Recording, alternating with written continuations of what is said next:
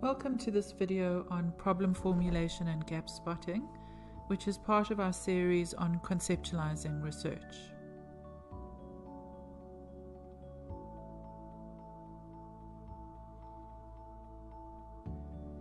In this video, I just want to extend the discussion on research problems and knowledge gaps a little bit further. Identifying a research problem to focus on is really a difficult process, because problems are always interlinked and complex, because the real world is interlinked and complex. So what I would suggest is, as a starting point, is to create a concept map and brainstorm all the problems related to your research topic. Then select the ones that interest you and begin to think about them and question them, each one in turn. There's a tendency to latch onto any problem just because this process is so difficult, and that can lead to problem closure. So what I'm suggesting is that we really need to think about the research problems we've decided to focus on.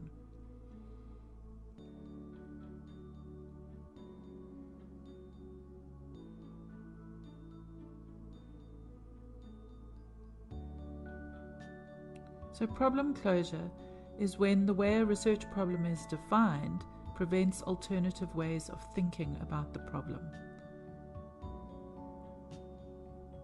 So if we use the example I've used in the previous video, where I set up a problem around mature students returning to studying,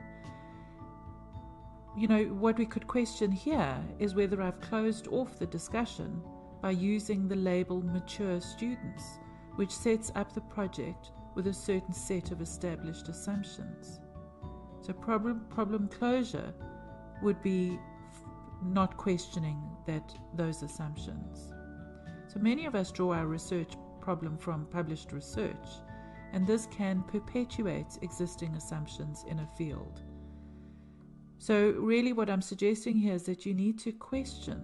You need to question field-related assumptions, you need to question conceptual assumptions, and you need to question broader ideological assumptions. I mean, that's if you want an innovative and original problem. So as you begin working on the problem, keep questioning until you are satisfied that you've unpacked your assumptions and that you've articulated a particular problem that you really want to research.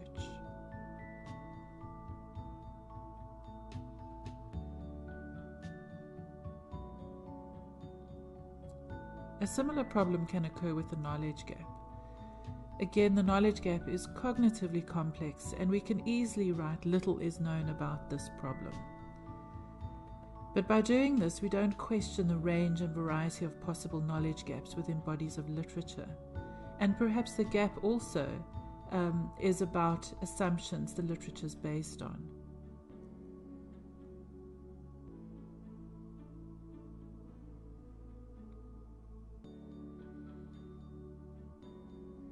So then this type of gap spotting, where we quickly latch onto nothing is known, can reinforce existing ideas rather than critically questioning them. So here are some ways to think differently about the knowledge gap. So this is an extension of the little is known. The literature does not sufficiently address an issue, but you can think about it in terms of the context or the population, or perhaps there's no empirical support or a particular method hasn't been used. So extend the little is known and just add a little bit more nuance and complexity.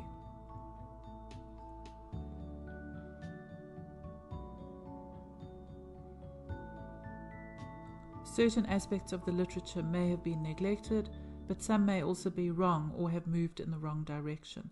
Now, of course, you have to be very careful about stating that the literature is wrong, and you would need evidence to prove this, but you could argue that it's moving in the wrong direction. Drawing conclusions between research not typically cited together as evidence of a gap. This could be where you work in a field with subfields, and perhaps the literature in one field can provide insight onto another field.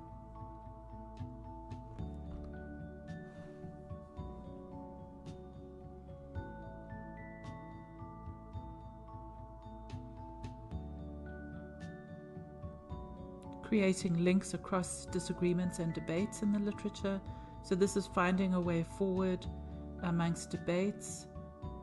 That would be a very useful knowledge gap to do research on. Confusion or competing explanations in the literature as a gap, and trying to find a way through that would also be very interesting.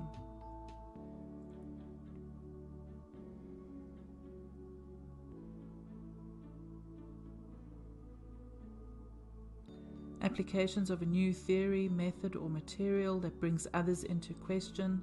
So it's not just that little is known about these things, but it's that by using this, it will cause others to be called into question. And then extending and complementing existing literature. So, taking things forward rather than saying nothing has been done. And any combination of these would work. And really what I'm talking about here is how you articulate this knowledge gap.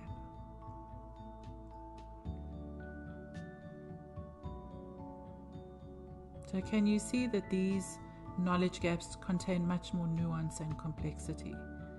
So as you read in the literature, think about how you can articulate that knowledge gap in a way that shows this kind of complexity.